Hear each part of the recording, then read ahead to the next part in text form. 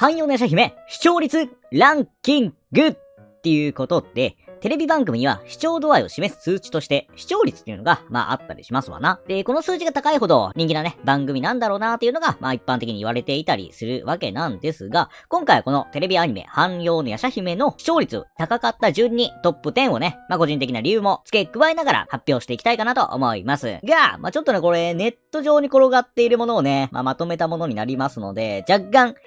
見てるところ次第ではランキングにね誤差あるかもしれませんが、まとめたんでね、話していこうかなというところでございます。まず10位、こちら、第1話、あれからの犬夜叉。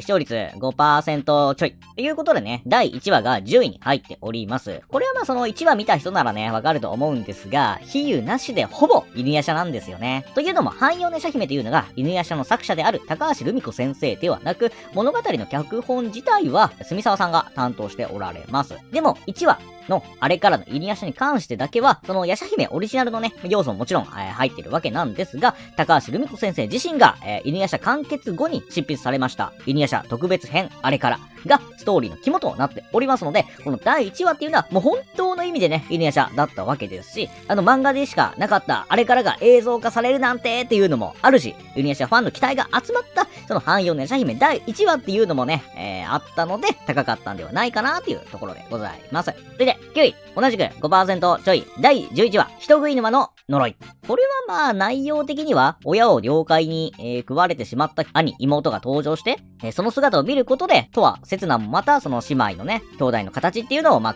えるみたいなっていうのがちょっとある話だったんですが、その汎用の夜叉姫1の章では犬夜叉で登場した妖怪を出すオマージュ会っていうのがね、非常に多くありました。だからこの9話っていうのもその一つであるところがね、大きかったりするので、特別この9話がめちゃくちゃ他と変わっているわけでもないんではないかなとか、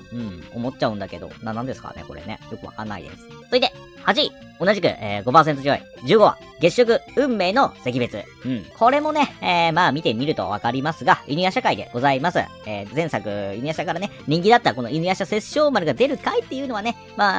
人気になってしまうよというところです。あとそもそもねこの物語のすごい根底の部分がわかる過去回でもあったんで、納得の順位というか、もっと高い順位でもね良かったんではないかと思ってしまうところですな。次に7位、5%、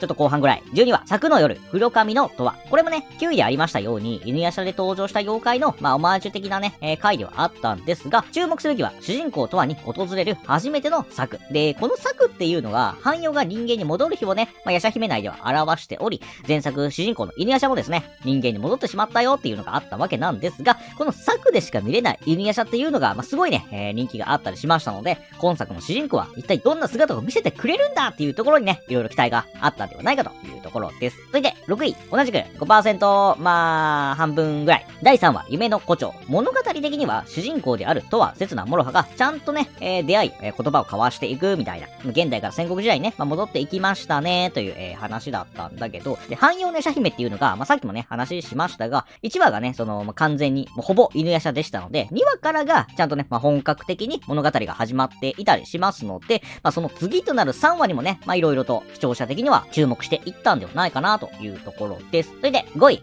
同じぐらいです。第23話、三姫の逆襲。汎用の夜叉姫1の章の中では、最も、悪巧みをして、とは刹那もろはを、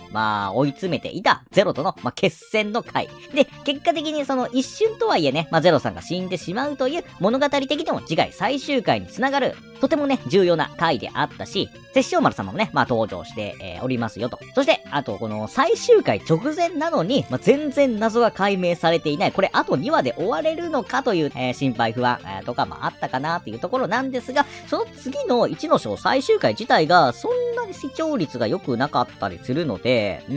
難しいですね、視聴率ってね。次に、4位、第9話、5.6 ぐらい、冥王獣の冥福。タイトル通りですね、犬夜叉で登場した妖怪、冥王獣と同族の、子供、冥福がね、登場する回で、あと個人的にはですね、推しであるコントンさんもね、初登場してきますので、この順位ね、嬉しいところではあるんですが、いかんせん、そこまで人気でもないかなとか、まあ、他のキャラと比べるとね、そんなと、思うところではあるんですが、4位に入っております。まあ、でもいつもね、天真爛漫なモロハさんがですね、この市販用であることを悩むというシーン、そういうこれまでになかった可愛い一面をね、見せてくれた回もここありました。続いて、3位、6% 弱、14は森を焼いた黒幕。これはね、邪神ホムラ中、いろいろとね、やべえ妖怪が出るし、とは刹那がね、離れ離れになってしまった火事の原因が判明する回。でもね、他にももっとね、重要な回とかあるんではないかなとか、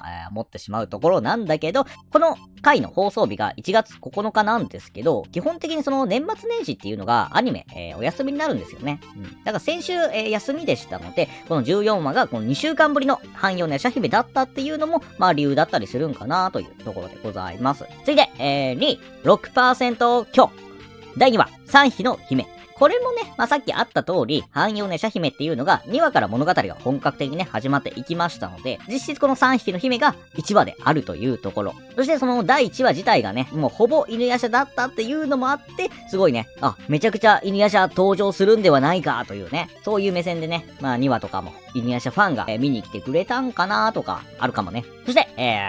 汎用寝叉姫全48話中、